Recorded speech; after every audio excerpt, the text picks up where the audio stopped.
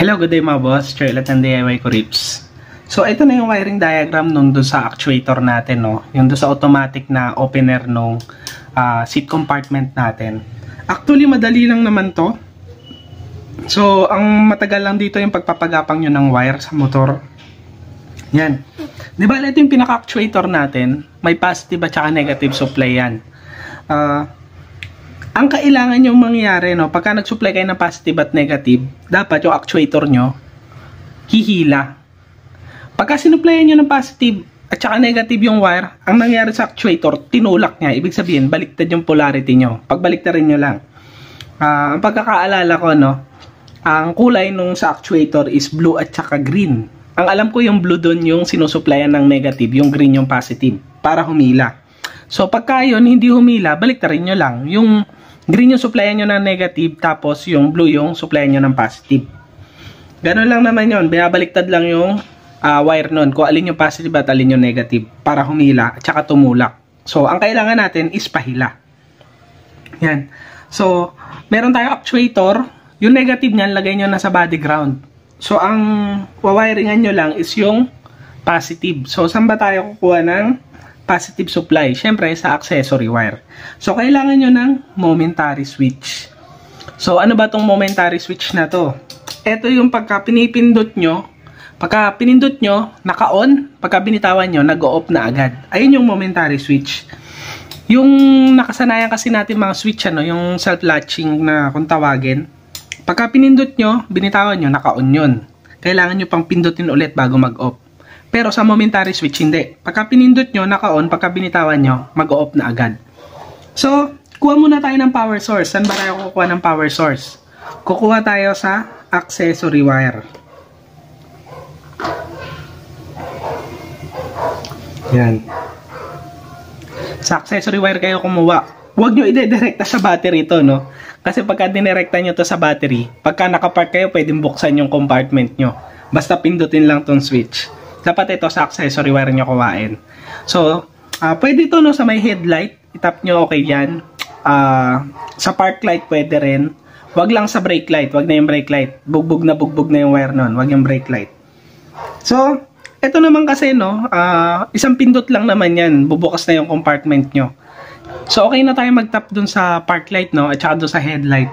Kasi, hindi naman nakakabugbog ng wire to. Hindi rin malakas kumuha ng supply to. Kasi isang pindot lang eh. Bubukas na agad yung compartment nyo. So, hindi siya kagaya ng ibang accessory na pagka inon mo, matagal mong gagamitin. Mini driving light yan. Pagka inon mo yan, ang tagal niya kumukonsumo ng kuryente. Ito kasi, pipindutin mo lang. Okay na yun. Mabubuksan na yung compartment nyo. Ayun lang yung pinaka-konsumo niya. So, doon okay na to, no? Basta wag nyo lang itatap directly sa battery. O kaya, doon sa mga wire sa motor na merong constant na 12 volts. Ayan. Pagka yan, nilagay nyo yan doon sa constant na meron 12 volts. Pwede kayong manakawan. Kasi pipindutin lang to sa parking. Magbubukas na yung compartment nyo. Yan. Tapos itong wire na to, tap nyo lang dito sa other side nung momentary switch natin.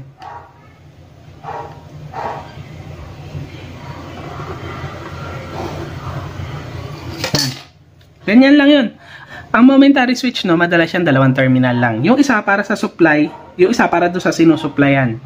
Meron mga momentary switch na umiilaw. Yan. So, kailangan doon ng positive at saka negative. So, for example, ito na yung para doon sa pailaw, ano. Sige, gawa tayo ng dalawa pang terminal. So, etong isa, negative yan, lagay nyo na sa ground.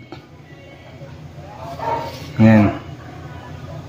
Or supplyan nyo na ng negative.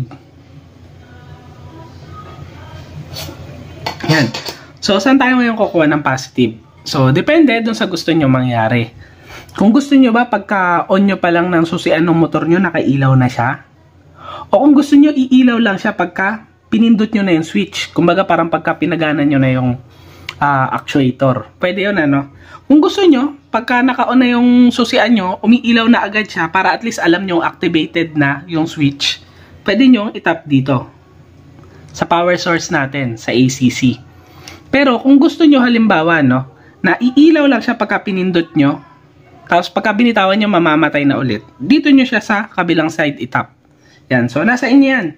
It's either dito nyo pa kukonekta.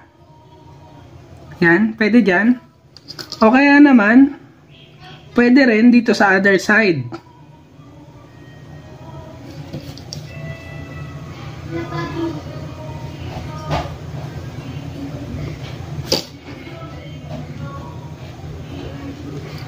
Yan, pwede rin dito. So, yung sa akin kasi, no, gusto ko pagka naka-on position na yung susian ko, nakailaw na agad siya. Para at least, kahit na madilim yung lugar, makikita ko kung ano yung pipindutin ko. Yan. So, dito ko siya tinap sa accessory wire. Pero kayo, kung gusto nyo, pagka pinindot, dun lang siya iilaw, dito nyo siya itatap dun sa kasama sa actuator.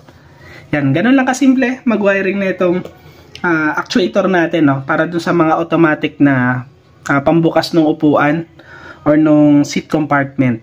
So, tapusin na natin tong video na to, no. Ingat kayong lahat. Ride safe. God bless.